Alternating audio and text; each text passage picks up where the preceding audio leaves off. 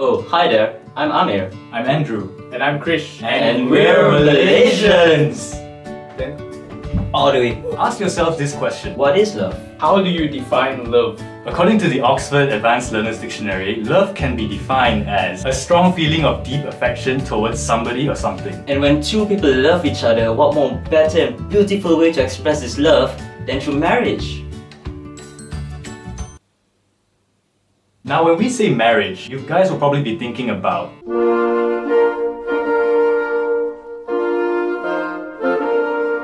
well, that's the wedding ceremony that's most commonly known. In other words, this is the marriage most people will be familiar with. But what about a Malay marriage? Or a Chinese one. Or an Indian wedding. Any idea what those are like? Well, that's the reason why we're here. We're here to present to you about Marriages in Malaysia! But before we can begin with Malaysian marriages, We gotta talk a little bit about the background of the country itself. Malaysia is geographically located in Southeast Asia, sharing land borders with Thailand, Indonesia and Brunei, and maritime borders with the Philippines, Vietnam and Singapore. and consists of mainly two parts: Peninsula or West Malaysia, which lies on the Malay Peninsula, as well as East Malaysia on the island of Borneo. demographically speaking, Malaysia is a melting pot of many races and ethnicities, each with its own unique culture. Although there are about 90 recognized races in Malaysia, we'll be focusing on the main races: the Malays, the Chinese and the Indians. The Malays represent the majority, making up 60% of the population. The Chinese make up 23%. And the Indians make up 7%. The other various ethnicities in Malaysia take up the remaining 10%. Despite all the races having inherently different cultural practices and beliefs, Malaysian society is indeed a harmonious and peaceful one. where tolerance and understanding play central role in maintaining the population's unity and coexistence. because of the diversities in the Malaysian society, Many types of weddings are carried out and observed. In this video, we'll be giving a brief run-through of the wedding processes of the three main races in Malaysia: the Malays, the Chinese and the Indians. first up, we've got the traditional Malay marriage. So you want to know about Malay marriages? You got your Adat Merisik, got Adat Bertunang, the Akad Nikah, and the Walimatul Urus, or also known as the Bersanding. So first up, the Adat Merisik, also known as the investigation stage. Basically what happens is, the groom goes to the bride's-to-be's house and inquires whether the bride is available. And if she is, then you're on to the next stage. The next stage is called Adat Bertunang, also known as the engagement. So what happens is just basically the bride and the groom, they agree to get married, and so they're engaged. After the stage of Bertunang comes the solemnization, also known as the Adat Bernikah. Usually the period between Bertunang and Adat Bernikah usually can take about from a month to up to a year or even 2 years. But it's not really set, it can even be for just a day. So what happens here, you meet several people for a process known as the Ijab Kabul, also known as the, I would say, give and take or receive. You have the Tok Kadi, also known as the wedding officiator. You have the two witnesses and you have the groom. So to make things short, basically what happens here, the vows are recited and the groom accepts the bride from the Tok Kadi. Aku tetapkan kau dengan putriku memasukkan kemarin dengan mas kahwin 3 ringgit tunai. Saya terima nikahnya, memasukkan begitu pewaris dengan mas kahwin 300 ringgit tunai. And the wali, also known as the witnesses, will agree to the marriage, and after that, it's all done. You're married. Also, not to forget, after the akad nikah, now the husband is legally married to his wife, and this is where the first contact comes between the husband and his wife. Usually what happens is the wife would kiss the husband's hand and the husband would kiss the forehead of his newlywed bride. It's usually a sweet and intimate moment where people take pictures and ooh at it. Finally, we come to the conclusion of the marriage. In Malay, it's also known as Bersanding, but some people also call it as Walimatul Urus. Here, what happens is the bride and the groom make up huge celebrations to tell the world that they are married. It can happen twice usually, at the bride's place and at the groom's place. The Walimatul Urus is usually a lavish and exciting celebration where the bride and groom invite their relatives, their friends, or basically the entire village to their wedding, just to let them know that they are now one happy couple. Alright, so now we're moving on to the Chinese wedding ceremony.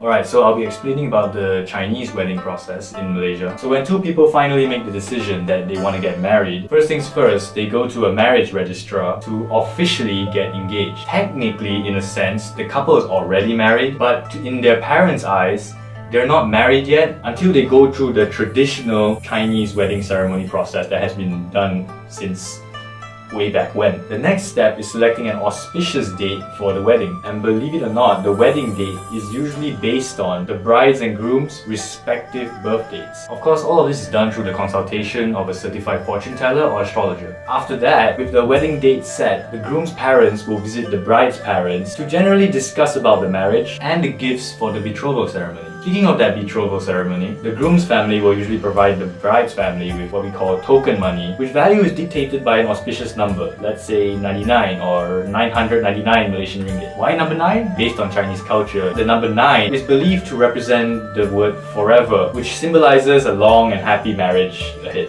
And besides the token money, you've got assorted gifts like, let's say, tea and cakes, double happiness cakes to be specific. And the number of gifts that are given from the groom to the bride should be even in number. And those double happiness cakes that I mentioned just now are to be distributed by the bride's family to friends and relatives as a form of announcement of the wedding. Afterwards, the token money that the groom provided to the bride in the betrothal ceremony will be used as the bride's dowry. Okay, and now we move on to the wedding day itself. On the morning of the wedding day, the bride is required to go through a session that is specifically just for her hair. The session is literally called a hairdressing session. This is when her hair gets done in preparation for the wedding. Right, once that's settled, the groom will literally go to the bride's house. The groom will be in his house and he has to go to the bride's house to collect her from that house and bring her back to his house. And he's not going alone. He'll be coming along with an entourage of his closest friends along the way from the groom's house to the bride's house. The entourage will be blaring their car horns as a form of announcement to everyone around that, oh, this guy is getting married. Once the groom's entourage reaches the bride's house, the groom and his companions have to pass a certain set of challenges set by the bridesmaids in order to get into the bride's house. Now, these challenges are entirely up to the creativity of the bridesmaids. It's all in the name of fun and as a form of symbolism to show that the groom is actually worthy enough for the bride. So once the challenges are done, the groom will finally manage to see the bride and the traditional Chinese tea ceremony will take place. This is where the bride and groom will serve tea to the bride's parents in order to get their blessing. In turn, the parents will usually give something to the couple. Normally it's jewelry.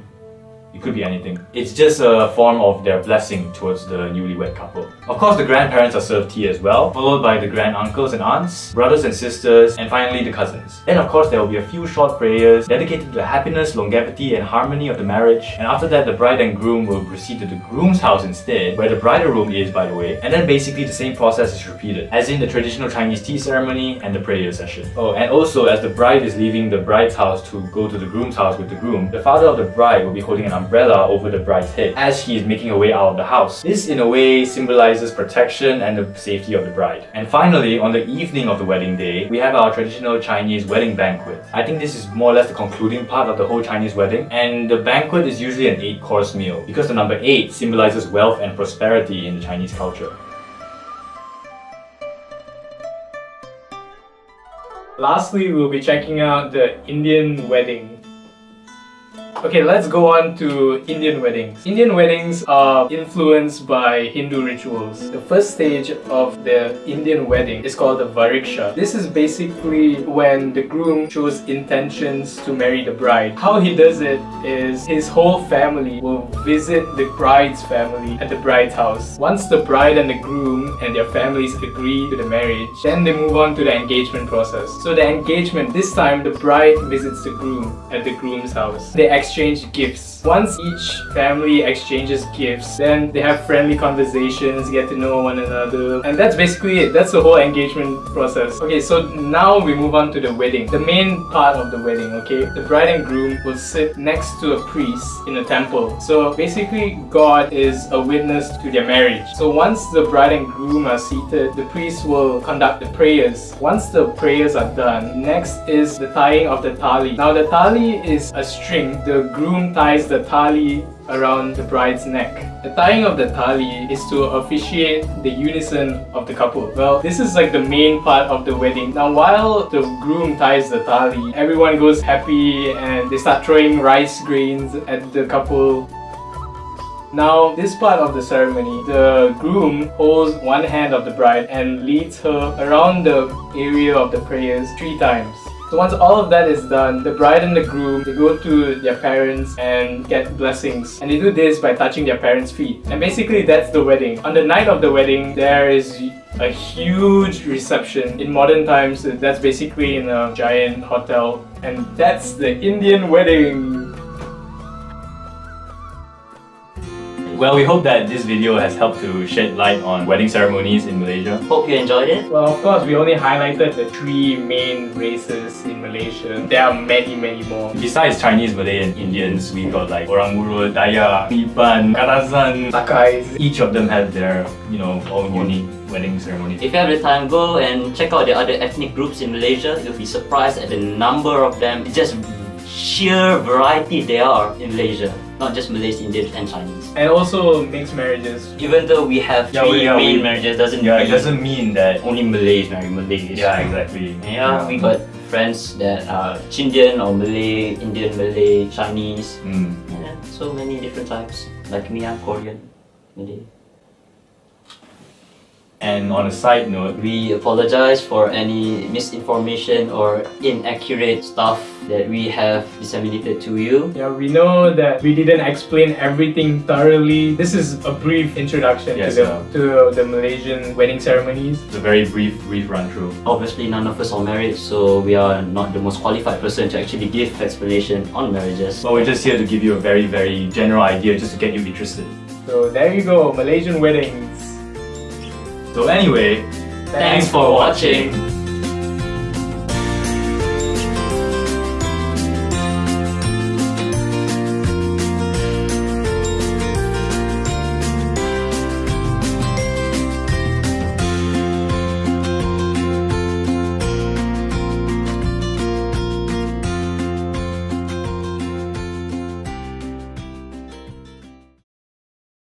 It's a story of 3 guys talking about wedding.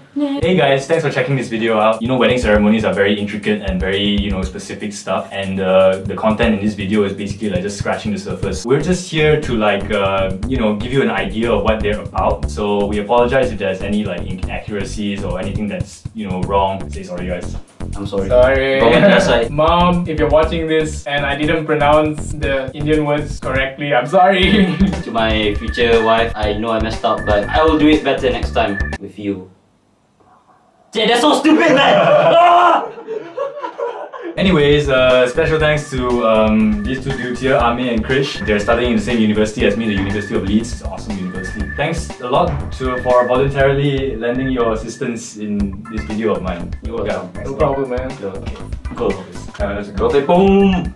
And of course, special thanks to Azaim, The guy behind the the camera. guy behind the camera. Now in front of the camera. The camera doesn't move. Literally the guy behind the camera. Thanks for your help. Yeah, sure, no problem. What the kau pahal? We belah! So I'll see you guys real soon. Hey guys, I feel like having data ring. Dude, there's no data ring in UK. No. Damn, I don't know, we can go to a mama, right? There's no mama either.